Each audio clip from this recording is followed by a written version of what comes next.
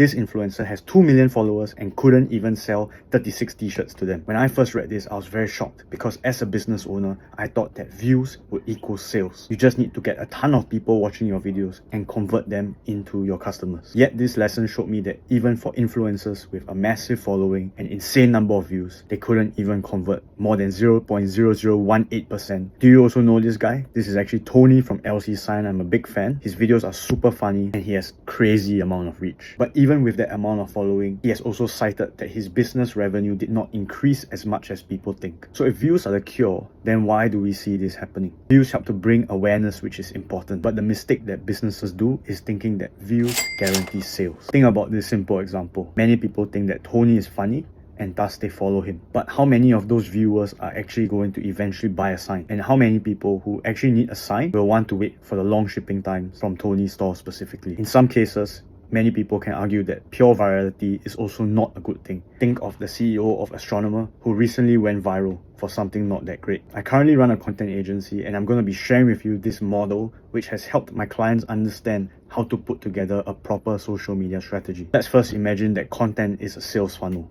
We start off at the top where virality and views are actually very important because they help to bring in people into our business page. And this is where our potential customers can find out more about our business. Views help to show that your content resonates and is engaging to people, but they do not show customers why they should trust you and why they should specifically buy from you. In this part of the funnel, you are using content to actually achieve other objectives. Building a relationship with your client, proving that you're trustworthy and reliable, proving that you are the solution expert to your customers' problems. Another point that we want to make is that we often fixate on views, whereas we should be fixating on intentional views. Now, I run another business that is in a very niche space. We honestly don't have that many relative views, but what we do have is a lot of intentional views on our content. Interest in our service is not generally high because it's such a niche market, but yet we have a steady stream of clients who find us through our content. That's because the content that I created is not actually relevant or interesting to most people. But when my target audience sees this, they find it valuable. They see me as the problem solver and my content helps to establish my reputation. So this is a message I have to business owners when you're thinking of content. Think about who do you want watching your content, and also think about what do you want your target audience to be thinking about you when they are watching your content. How do you bring them in is one part of it, but also how to cultivate them so that you can eventually convert them from just a viewer into a buyer.